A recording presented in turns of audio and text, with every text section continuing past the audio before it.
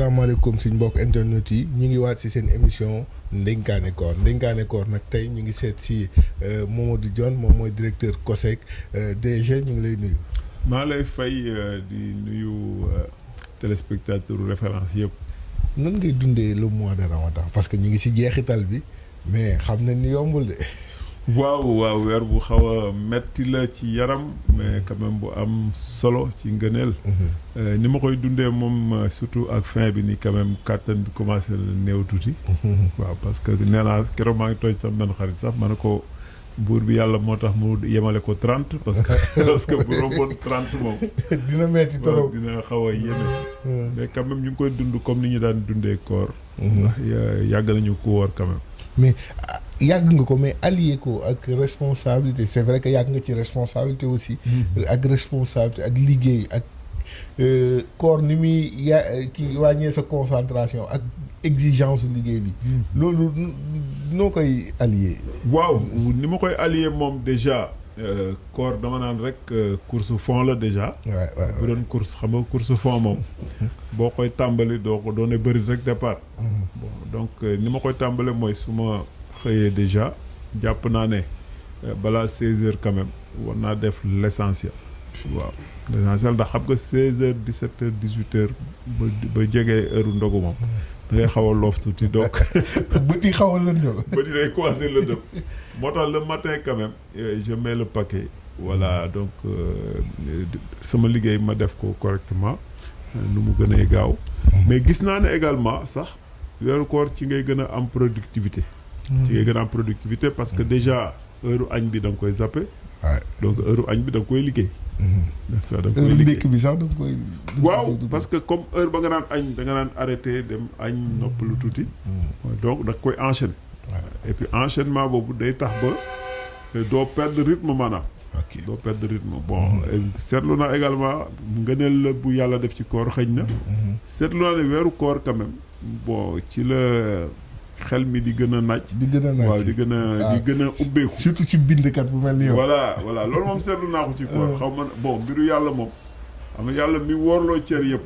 xëy na dafa woorloo cër yëpp pour que cër bi ëpp solo ci nit muy le cerveau. mu gën a fonctionne. waaw parce que quand même gis naa ne weeru koor man du ma ko dinaa ko yëg suma yaram. waaw mais ci sama bopp du ma ko yëg. doo ko yëg waaw psychologiquement aussi du ma ko yëg. mais mbind boobu noonu comme ni nga ko waxee léegi xel mi day gën a màcc day gën a tijjeeku. est-ce que say œuvre kon lu ci bari di nga ko faral di bind ci weeru koor. waaw daan naa bind quand même lu bari ci weeru koor. parce que boo xëddee ba noppi déjà. diggante xëdd bi ak heure bi ngay xëy. voilà nelaw xaju fa. waaw te heure boobu en général. waaw heure la boo xamante ne quand même inspiration daf ci yomb. waaw inspiration daf ci yomb trop. te gis naa ne quand même souvent même le temps que ma egg si bureau déjà man ni may bindee léeg-léeg day yéeme sax parce que sama portable sax mën naa ci bindee. mën nga ci bindee waaw léeg-léeg dara mën na ñëw suma xel. man a xaaral ma noté ko ci sama téléphone portable. su ma bindee ba pare yónnee ko sama bopp. maanaam dama koy envoyé sama email. waaw su ma ko yónnee sama email ça me permet ma conserver ko. voilà pour mën koo dencandi. développer waaw ndax xam ne inspiration bu ñëwee. dafa mel ni il faut nga enregistrer ko quelque part. voilà nga bàyyi ba beneen inspiration ñëw nga mën ci dem. donc mais loolu aussi c'est la partie peut-être intellectuelle. mais une fois aussi nga egg si sa bureau. la concentration à 100% ci liggéey bi lay nekk. waaw te liggéey bi quand même. man je me rends compte que même au niveau des agents damay gis ne diggante 8 heures ba 16 heures. gars yi dinañ ànd ak cawarte moo tax boo bëggee liggéey loo gars yi moom. te leen liggéey loolu le matin. nga koy def daal avant 16 heures ku nekk def liggéeyam. mais boo weesoo heure boobu moom. waaw léeg-léeg surtout sama mbokk alpulaar yi moom. waaw heure boobu dañuy xaw a loof quoi. dañuy loof voilà. mais koor la aussi koor weer la aussi boo xamante ni. dañ ciy bëgg waat ressourcé wu ci diine. est-ce que di nga am temps boobu pour delluwaat nafaraat alxuraan xoolaat naafila guddi yi. xiyaamu layli yi est-ce que di nga am temps boobu ak activité bi nga am. waaw dinañ ko am trop dinañ ko am parce que xam nga koor sax loolu moo ci ëpp solo. waaw parce que nee naa doomu aadama buur bi yàlla li tax mu téyeloo la sa cër yëpp rawatina gémmiñ gi lekk ak yeneen cër yi. daf la bëgg a gën a rappeler plaisir bi nga daan am ci lekk boobu. waaw ndax nee naa période weeru koor ci ngay gën a xam valeuru ñam. waaw ci ngay gën a xam valeuru naan ndox boobu. ci ngay gën a xam valeuru gën a reconnecté wu ci sa borom. waaw parce que boo xoolee ne ñam yi may lekk nii yëpp du man maa ko créé. waaw damay judd fekk fi muy meññ. yi saf sukkër yi saf kaan yi. te même taw bi la même taw bi la et là da ngay gën a respecté ñam boobu. te boo respecté ñam boobu nag di nga gën a respecté yàlla mi nga xamante ne mooy borom kun fayekoon moom mi créé ñam yi. waaw xam nga donc yooyu dafa am importance. nit ki quand même du moment connexion boobu ngay connecté waat ci lekk gi rek. connexion la encore ci ka créé lekk bi muy buur bi yàlla. donc jaadu na également ci weeru koor gi. nga gën a dellu ci borom bi ci naafila yi ci jaamu yàlla yi ci tudd tur yàlla yi. donc pour wax rek ne doomu aadama moom du machine. du machine waaw am na ci nag partie yoo xamante ne comme xol beeg yooyu. day fonctionner comme machine. tic tac bi nga juddoo ba léegi. boo fàtte ko ne bi nga juddoo ba léegi machine bi nekk. musul taxaw ci biir xol horloge bi mu ngi fonctionner musoo ko wax arrêté. est-ce que yow sax yaa ko commandé. waaw est-ce que doomu aadama mën na commander xolam ne xol bi arrêtel fonctionnel taxawal demal xam nga mënul nekk. mënul nekk te lu weeru koor nag moo lay permettre nga comprendre ne yàlla rek mooy yàlla te yàlla kenn.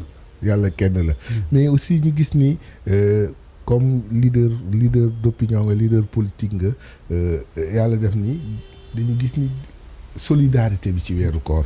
solidarité boobu yow nan nga koy dundee nan ngay. defee solidarité parce que dañuy gis parfois day am solidarité yu baax. mais ñu def ko de manière boo xam ne à la fin sax du mu jëtti baax ndax. waaw loolu wax nga dëgg ndax defin bee ci ëpp solo. effectivement waaw weeru koor moom looy def rek. def ko ci sutura. nga jàppale ñi nga war a jàppale. te loolu gis naa ne quand même ñu ngi ciy góorgóorlu. ñu ngi ciy def lu ñu mën mais li ëpp importance rek. mooy jox ko ña ko yelloo. ña ko yelloo. waaw dañ nekk ci àdduna bu metti waaw avant Covid 19. waaw Covid 19 bi ñëwaat gën a yokk. gën a yokk affaire waaw donc te moment boo nga xamante ne yow yaa ngi jël tàndarma bi di ko déggool sa gémmañ. nga xañoon ko sa bopp ba heure boobu jot. war nga jàpp ne est-ce que ñeneen ñi yor nañ. waaw boo fàttalikoo loolu rek. donc bu doon benn tàndarma la sax di ko xaaj ñett. waaw am ñoo ci cërale. waaw loolu moom yàlla daf ñu ko mooñaale parce que aussi. Sénégal moom dëkku solidarité la. waaw dëkku jàmm la balaa nga koy xam. Sénégal rek ngay gis ngénte ku ñu invité wul ci ngénte bi nga ñëw lekk. mu ñëw lekk. waaw moom lañ temps booy moom lañ daan tuddee guñ ngénte. voilà donc Sénégal ngay gis également saraxe. joxe ñam boo gisee sous région bi ñu bëri dañuy daw ñëw Sénégal. effectivement ndax ñoom dañ naan sénégalais yi ñoo daax saraxe. ñoo daax même boo demee ci sous région bi sax.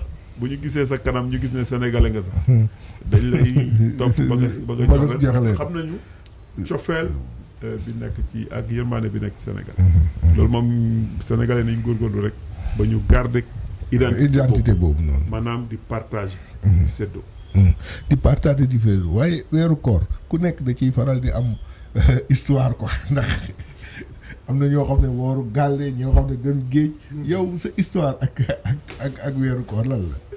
waaw sama histoire weeru koor moom mooy sama premier jour koor boobu moom du ma ko fàtte mukk boobu vacances la woon man vacances bu daan jot rek sama papa daf ma yóbbu dëkk ba jas fële ma ànd ak sama ñoom nijaay yi ñu dem ci tool yi et cetera jour boobu dama xëy ne damay woor sama maam bu jigéen d'accord ci woon sax sama maam bi jur sama yaay ma ne damay woor parce que gis naa mag ñi di woor te ay 5 ans 6 ans la am ma jëngu woor koor gi quoi woor fekk temps yooyu sax la gënoon métti ndax dañ naan la tëflit sax doo ko wan xam nga temps booy moom dañuy wax yoo xamante ne day am ay légende yu ci ànd ki nekk bon imagine xale bu am 5 ans mu xëy soo ba ngoon tëflitam sax wan ko c'est-à-dire que dama woor et puis dem tool ba pare ñëwaat ay vers 15 heures ànd ak sama maam bu góor ak samay nijaay donc ñu toog ñëpp naan ma dogal tellement dama sonn waaw keroog dama woor jaaxaan woor dëpp woor tuddee côté woor fu nekk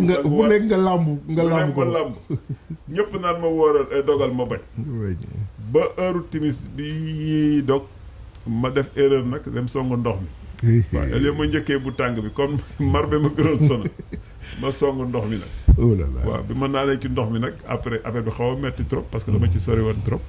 voilà mais après ñu mag ñi jàppale kii ma tuuti ba ma dëgër. depuis boobu nag après ma continué di woor par benn temps xale. mais mën naa ne bi ma quand même depuis l'âge de 9 ans.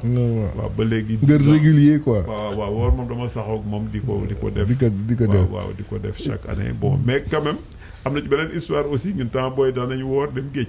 waaw bari na ci de. boo war a dem géej da ngay defe ne géej gi pour féexlu la. waaw mais vague yi dañ lay pamti ba après dafa am njëriñ mooy bu ñu daan ñibbisi tamit duñu bëgg a suñu yaay xam ne ñun dem nañ géej.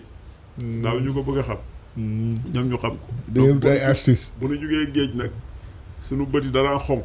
bon bët bu xonq bi ak meex beeg bi wala xorom si voilà man su ma daan egsi rek mer bi sama bët lay njëkk xol waaw li ki des nag du ma ko nettali ndax ku ñuy tere géej ngay dem géej nga dem géej voilà loolu moom day wala des fois aussi même bu bët yi xonqul sax mer bi bu la boo ko jegee nii rek waaw dina xam ne kii dina xam ne géej surtout weexaayu mbeex bi yem voilà man su ma gisee xale yi di war di dem géej dama leen di yërëm toujours waaw parce que géej amul ker waaw effectivement ku woor ker nga soxla. ker nga soxla waaw te ndoxu géej aussi loo ci sangu. boo dina des ci sa yaram. waaw da lay kii sa yaram bi tuuti. dina la xaw a kii mais jaar nañ ci comme jaaru ndaw mais woor di ko dog moom mosuma fàttaliku quand même fu ma ko def. wooru gàlle moom mosuma ko fàttaliku parce que sama premier koor googu. daf ma traumatisé woon ba mujjee gi après toog naa quelque temps wooru ma woon. bi may nekk xale mais à partir de 9 ans quand même. dama ko jéngu carrément jéngu ko ni mu régulier. léegi nag dañuy ñëw ci question d'actualité mais à Diass yow yaa ngi da ngay politique. yaa ngi dëkk Diass. élection locale yi njortu nañ ni janvier 2022. pare nga pour lancer ou pas. waaw man sax dama def faux départ bu yàgg xaaruma gars yi comme ni ñu koy waxee. ndax yaa ngi woon ci vacances yi ci tool yeeg. xam nga man moom. franchement Diass moom picc yi naaw sax xam nañ ne candidat la bon ñëpp xam nañ ko. pourquoi ma ne candidat la parce que mën naa ne may candidat naturel lu Benno Bokk Yaakaar.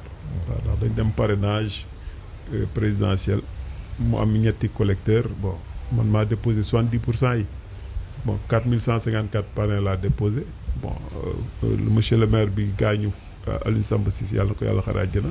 déposé woon 1300 yi. Abdourahmane Niang bu Bandia déposé 200 moo tey ji Abdourahmane Niang boobu man maay candidat yaay candidat monsieur le maire bon yàlla na ko yàlla xara àjjana nekkatu fi donc naturellement candidat wu Benno Bokk Yaakaar ñun la li ki des nag bon politique moom xëccoo dina am ku nekk dina jóg dina am positionnement mais surtout li tax ñu ne candidat lañu jeunes yi ñoo soxla la waaw jeunes Diass yi surtout waaw ñoo bëgg ñu yéegal niveau bi beneen étape bon parce que man aussi su ma sañoon sama dëkk mooy dàq ci dëkk voilà te li ma yàlla wërsëgal ci xam-xam ak jaar-jaar ak expérience bëgg naa ci sotti lu bëri ci sama dëkk voilà donc ndax koo gis sa dëkk moo la gënal te vraiment sa dëkk ngay sagoo aussi voilà moo tax ba local yi moom incha allah bu nu yàlla may wér ak fekkee ak tal fas nañ yéene bokk ci voilà nekk candidat wu Benno Bokk Yaakaar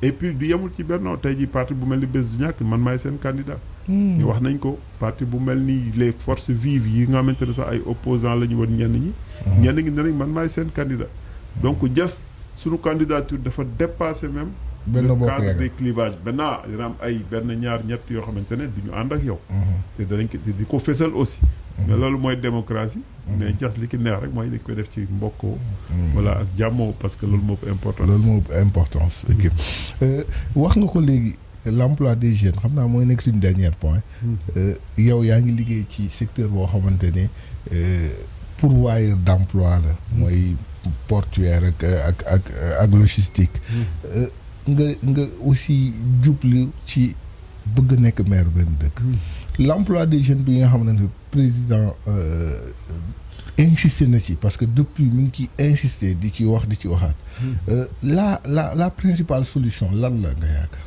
waaw principale solution bi je pense que président commencé na ko mettre en avant même bien avant Covid bi di ñëw ndax problème mu jeunes yi d'abord problème employabilité la qualification formation professionnelle mais orientation parce que tey jii bu noo nekk ci dëkk boo xamante ne dëkk buy war a gën a développé la jeunes yi continuer di def filière littéraire yi rek boo bàyyi fi filière scientifique yi man li ma jàpp mooy Sénégal quand même avant ci at yu jëkkee daaw ñu fulaal trop formation technique et professionnelle effectivement bon président Macky def na ci jéego yu bëri tey jii ñu ngi ci 15% ñu ngi bëgg a egg 30% mais ba ñuy ñëw 5% la woon man li ma jàpp aujourd'hui mooy boo ñëwee ba BFM xale bi buy am BFM mu ngi am ay 14 ans 15 ans et cetera bu ñu egsee BFM xale yi war a dem ci formation qualifiante maanaam les certificats de spécialité ñii nekk plombier ñii mën lii ñii mën la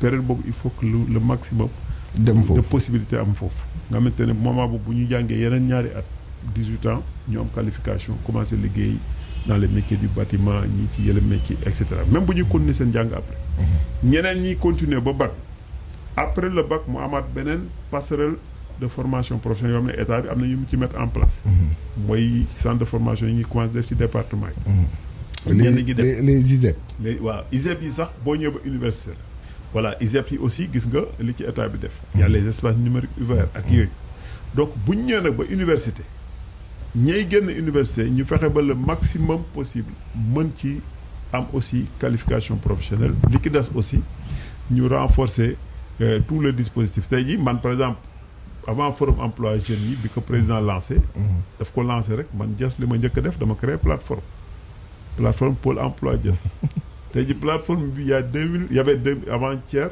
2057 jeunes yu ci inscrire jeunes yooyu xam naa lan mooy seen formation lan lañ bëgg ban formation lañ bëgg a def ñi ci am formation ba noppi ñen ban métier lañ bëgg a def ñi ci am projet ba noppi ban projet lañ bëgg ñu financer leen ak ñaata lañ leen war a financer donc tey jii donc loolu ñu am au niveau de Diass muy une base de données donc loolu bu ko commune bu nekk defoon dina egg au niveau du département finalement au niveau national dafay yomb tey jii par exemple am na benn structure boo xamante ne du ma wax secteur bi mais jeunes yi nekk ci base de données bi nee naa ko mu defaral ma leen rapidement benn programme de formation courte durée pour que ñu renforcer leen en capacité day tax entreprise yi nekk ci dëkk ba aussi ñu mën a am base de données pour mën a recruter ay jeunes suivant les profils yi ñu am loolu am nañ ko tey jii sur un clic dinaa ko ba may bës benn bouton rek j'ai tous ces éléments beneen bi état bi lancé progrès Agri Jeunes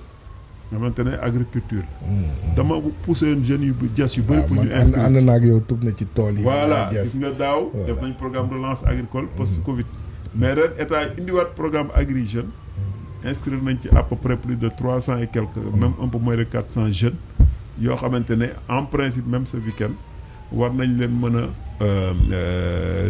au niveau de du coordonnateur n'est-ce pas bi coordonner ce projet au niveau national war na fa ñëw pour defal leen même benn ay séance d'explication pour que ñu gën ci mën a impliqué wu ci gàttal problème mu emploi mën liggéey la déjà problème mu mën liggéey am qualification la problème am qualification orientation bu baax la xale bi warul yor feuille am rek ñu coché benn filière ne fii laa bëgg a dem te papam yëgul te ña war a yëgul moi je me rappelle bi ñuy nekk xale bi ñuy def BFM dañu xëy rek ñu indil ñu ay feuilles à l'époque c'était dans les années 80 ba ñu indilee feuilles yi rek ne coché leen ku nekk ban filière loolu moo am ba léegi xaw ma ndax moo am ba léegi mais loolu moo am ba léegi pour wax la ne donc yooyu c'est des choix de vie man je me rappelle bi may def BFM bon comme j'avais des notes yu baax ci côté littéraire ak côté mathématique ak yooyu j'avais un prof boo xamante ne série E la bëggoon ma def sama prof physique chimie monsieur Guiabert mu ne il faut ma def physique chimie bon man bi ma ñëwee à l'époque les scientifiques dañ jàppoon ne ñoom duñu am koppar trop duñu am yenn kii yi duñu takk cravate comme on dit donc ñu ay banquiers ngay bëgg a nekk ay économistes man ma choisi série G G boobu moom ma mën a tey ba ma nekk économiste voilà mais maa ngi fàttaliku ba ma choisir série G jékki-jékki sama prof physique chimie bi mu yëgee loolu mu mer mu ne ma il faut ma dem série E ba mu xuloo ci sax ak yenn prof yi parce que de la façon la nekkoon ñun ñëpp ma ne léegi damay dem changer ji jóge G dem E bi ma xale bu ndaw ma dem ba jàkkaarloog waa série E yi noonu ma ne dama bëgg a permuter quoi temps puis c'était possible. bi ma ne damay permuter lu mat 10 personnes yu bokk série E ñëw di buuxante pour ñëw série G. ma ne waaw série E bi gars yi di daw lan moo fa nekk donc pour wax la. Ouais. C'est comme ça que je ne suis pas devenu scientifique. Voilà, mais je ne le regrette pas parce que continuer à sama cursus bu sama cursus ba génn université ba liggéey dans le secteur privé occuper ay responsabilités. ba tey maa ngi nii COSEC. Mais je m'imagine à cette époque-là xëy na mënoon naa def série E mënoon naa def série science def yeneen ak yeneen. peut-être beneen vie laay am. boo xamante ne ce serait une vie un peu moins. Disons public mais li ëpp importance rek mooy xale buy tànn réew mi na ko jàppale ki tànnam famille am na ko jàppale ki tànnam environnement ba mu dëkk aussi na jouer un peu ci tànn bi parce que en fonction des départements en fonction des régions bu ci nag am nga ay ce qu'on appelle en économie des avantages comparatifs tey ji xale yi dëkk Kédougou ak Tamba zone minière la donc formation yi war a def ci métier yooyu dañ ko war a yokk boo ñëwee jas logistique ak transport maritime ak yooyu dañ ko war a renforcer d'ailleurs am na liggéey buñ ciy waaj pour renforcer les formations ci secteur yooyu en rapport avec les communes yi nga xamante ne suba ñooy polariser le port de Ndayane sans compter également ce qu'on va faire pour renforcer sur les métiers logistiques et les métiers aéroportuaires les métiers également du bâtiment ndax ëllëgu Sénégal jas daf ci amul daf ci am parti bu rëy DG ñu ngi lay sant di la gërëm di la bàyyi nga tàggu suñu téléspectateurs yi waaw tàggoo bi dama leen di sant parce que li ngeen def ni dafa am solo waaw dafa am solo te ma leen di encourager surtout gis naa ne quand même référence actu def ngeen jéego yu rëy te yàlla na yàlla taxaw leen taxaw rédaction bi taxaw journalistes yi techniciens yi ak ñëpp mais surtout aussi dénk waa Sénégal rek nañu gën a cultiver jàmm Sénégal tey de plus en plus damay gis ay discours yu ko xamante ne day tànk dafa mel ni ñenn ñi sax dañuy concours bon amul jeexital nanu góorgóorlu sàmm kàddu yi nekk ci dëgg bàyyi di sosalante mais surtout ñu gën a bëggante suñu biir waaw tey gi Sénégal amuloon gaz amuloon pétrole da koy ami da koy am parce que am na ko ba noppi donc foofu la ñu war a gën a nekk benn éviter di xuloo guddeeg bëccëg éviter ay tension inutile parce que tension yooyu nga xamante ne ñu ngi ñu ciy poussé suba mën na am jeexital boo xamante ne bu boobaa dinañ tal leneen lu dul développement ku xool yenn dëkku Afrique yi ni mu yëngoo xool yenn dëkku àddina bi ni mu yëngoo war nga xam ne Sénégal dafa am urusu ngalam bu tudd jàmm moom la fi sëñ Touba bàyyi moom la fi sëñ Hadji Malick Sy bàyyi moom fi Imam Mahdi yu bàyyi moom la fi Baye Niass bàyyi moom la fi Bou Kounta Ndiassane bàyyi moom la fi mag ñu baax ñëpp bàyyi moom la fi cardinal Thiandoum bàyyi moom la fi jàngu bi bàyyi loolu nañ ko préserver moo gën lépp moo tax c'est un message que je lance à la jeunesse sénégalaise ne leen course vers la défiance wala vers di xuloo suñu biir nga bokk mouvance présidentielle comme nga bokk dans l'opposition nañu gën a nekk benn loolu moo importance bu dul loolu dina compliqué trop te c'est ensemble qu'on est condamné à réussir waaw et incha allahu rafet naa ci njort ndax dëkku ñaan la dëkku jàmm la